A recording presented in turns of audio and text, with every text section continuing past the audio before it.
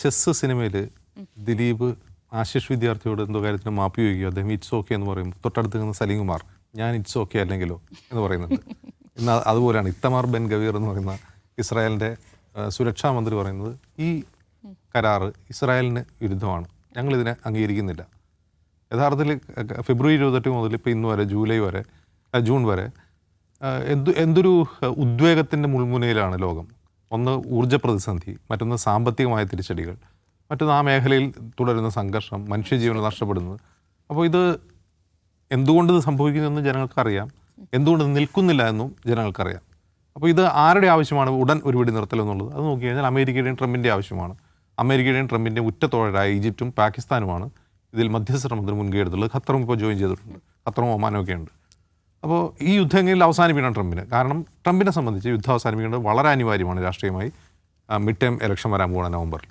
അദ്ദേഹത്തിന് ഈ യുദ്ധം തുടർന്നുകൊണ്ട് ഇലക്ഷൻ നേരിടാൻ കഴിയില്ല. അത്രമാത്രം എതിർപ്പ് അമേരിക്കയിൽ ഈ യുദ്ധത്തിനെതിരെയുണ്ട്. ആരാണ്ടർക്കോ വേണ്ടി ചെയ്യുന്ന ഒരു യുദ്ധം എന്ന ഫീല് പൊതുവെ അദ്ദേഹത്തിൻ്റെ ക്യാമ്പിലുണ്ട്. ഡെമോക്രാറ്റുകൾ അത് പ്രചരിപ്പിക്കുന്നുണ്ട്. ഇസ്രായേലിനെ സംബന്ധിച്ച് ഇസ്രായേലിലും തെരഞ്ഞെടുപ്പാണ് ഇത്തവണ. ഇസ്രായേലിന് പക്ഷേ ഈ യുദ്ധം നിലനിർത്തിയാലേ തെരഞ്ഞെടുപ്പിന് മുന്നോട്ട് പോകാൻ കഴിയും നെതന്യാഹുവിന്. അപ്പോൾ ഇസ്രായേലിന് എന്ത് വേണം? ഈ യുദ്ധം തുടരണം. യുദ്ധം തുടർന്നാലേ ഇസ്രായേലിന് തെരഞ്ഞെടുപ്പിലേക്ക് പോകാൻ പറ്റൂ. യുദ്ധം നിർത്തിയാലേ അമേരിക്കയെ തെരഞ്ഞെടുപ്പിലേക്ക് പോകാൻ പറ്റൂ. ഇങ്ങനൊരു വൈരുദ്ധ്യത്തിനിടയ്ക്കാണ് ഈ യുദ്ധം മുന്നോട്ട് പോയിക്കൊണ്ടിരുന്നത്. പക്ഷേ ഇപ്പോൾ ഇറാനും US ഒരു ധാരണാപത്രത്തിൽ ഒപ്പിടാൻ പോകുന്നു. ഈ ധാരണാപത്രം എന്ന് പറഞ്ഞാൽ ഒരു ശാശ്വതമായ സമാധാന കരാറൊന്നുമല്ല. ഒരു 60 ദിവസത്തേക്ക് വെടിനിർത്തലാണ്. 60 ദിവസം കഴിഞ്ഞിട്ട് വേണം അത് മുമ്പ് ഇറാനും അമേരിക്കയും മുന്നോട്ട് ചില വ്യവസ്ഥകളിന്മേലുള്ള ചർച്ച, നെഗോഷിയേഷൻ മുന്നോട്ട് പോവുക.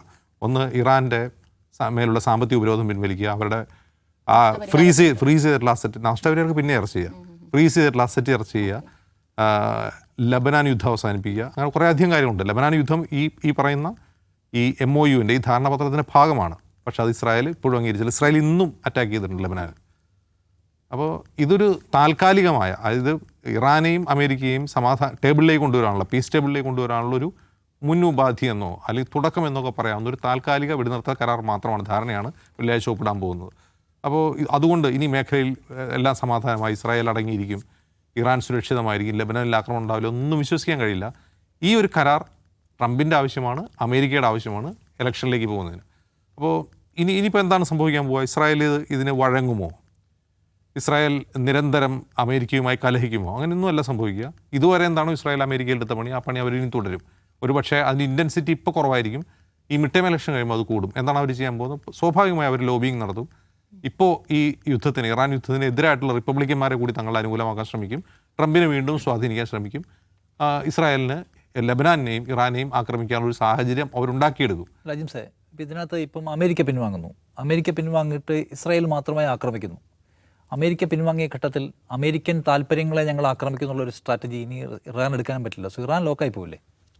ഇറാൻ്റെ ഏറ്റവും വലിയ സമ്മർദ്ദം ഇതിൽ വേറെ കാര്യമുണ്ട് നിഷാദ്. നമ്മൾ മനസ്സിലാക്കേണ്ടത് ഇസ്രായേൽ വലിയൊരു സൈനിക ശക്തിയാണ് എന്നാണല്ലോ ഇപ്പോൾ. ഇസ്രായേലിൻ്റെ സൈനിക ശക്തി എന്ന് പറയുന്നത് അമേരിക്കയുടെ സപ്പോർട്ടുള്ളപ്പോൾ മാത്രമാണ്. അതല്ലെങ്കിൽ അവർക്കിങ്ങനെ നീണ്ടു നിൽക്കുന്നൊരു യുദ്ധം. ഇപ്പോൾ ഇറാൻ ഈ രണ്ട് ശക്തികൾക്കെതിരെ ഈ ഫെബ്രുവരി മുതൽ ഇതുവരെ യുദ്ധം ചെയ്ത് നിൽക്കുകയാണ് അല്ലേ? ഇസ്രായേലിനെ സംബന്ധിച്ച് 1 മാസം പോയിട്ട് 2 മാസം പോലും അമേരിക്കൻ സപ്പോർട്ടില്ലാതെ ഒറ്റയ്ക്ക് ഒന്നും യുദ്ധം ചെയ്യാൻ കഴിയില്ല. അവർക്ക് അത്രയധികം ആയുധ ശേഖരങ്ങളില്ല. ഇത് അമേരിക്ക കൊടുക്കണം. അമേരിക്ക കൊടുത്തില്ല എന്ത് ചെയ്യും? അമേരിക്ക ആയുധങ്ങൾ കൊടുക്കാതെ, അമേരിക്ക ആയുധങ്ങളോ അമേരിക്ക ധനസഹായമോ നൽകാതെ ഇസ്രായേൽ എത്ര നാൾ യുദ്ധം ചെയ്യും? അവർക്ക് പിടിച്ചെടുക്കാൻ കഴിയില്ല. അപ്പോൾ ഈ അമേരിക്കയെ ഇസ്രായേൽ സൈഡിലേക്ക് കൊണ്ടുവരിക എന്നുള്ളതാണ് ഇസ്രായേലിൻ്റെ ലക്ഷ്യം. അഥവാ ചിലപ്പോൾ ഈ ഒരു കൂളിംഗ് പീരീഡിൽ അവർ കുറേ കൂടി ലോബിയിങ് നടത്തി അമേരിക്കയുടെ സ്റ്റാൻഡ് മാറ്റിയെടുക്കാൻ ശ്രമിക്കുമായിരിക്കും. അതിനപ്പുറം ഇതൊരു ഇറാൻ്റെ മേൽ, ഇറാന് സുരക്ഷയും ലബനാന് സുരക്ഷയും നൽകുന്ന ഒരു ശാശ്വത സമാധാന കരാർ എന്ന് പറയാൻ കഴിയില്ല. അത് ഇസ്രായേൽ അംഗീകരിച്ചിട്ടില്ല. ഇസ്രായേലിലെ പ്രതിപക്ഷവും ഭരണപക്ഷവും അംഗീകരിച്ചിട്ടില്ല.